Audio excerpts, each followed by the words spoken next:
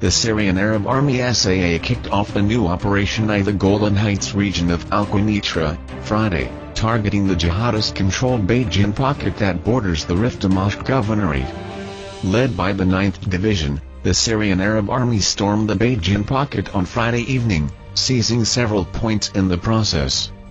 The Syrian army was able to score an important advance from both the northern and southern flanks, forcing the jihadist rebels of Hayat Tahrir al-Sham to retreat towards the town of Beit Jin. In the past, the Syrian military command has demanded the jihadist rebels surrender the Beijing pocket. However, the HTS and Free Syrian Army FSA militants continue to reject any deal that would see their forces transported from this region to northern Syria. With the battle for Iraq entering its 109th day, a small Islamic State garrison continues to resist the Syrian Democratic Forces SDF, whose troops have cleared most of the city center, and effectively seized over 90% of ISIS' self-declared capital.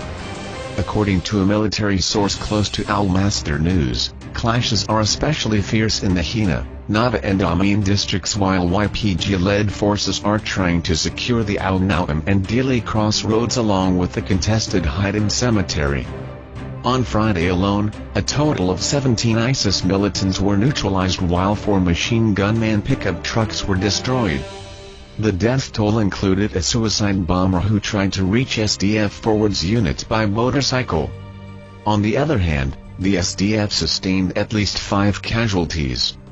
Meanwhile, Kurdish sappers disabled 70 booby traps and mines while U.S. warplanes intensified their sorties over the ISIS-held northern suburbs. With most of the elite ISIS fighting force killed in earlier stages of the battle, only a couple hundred jihadist fighters remain battle-ready, many of whom are crippled by skirmishes or airstrikes.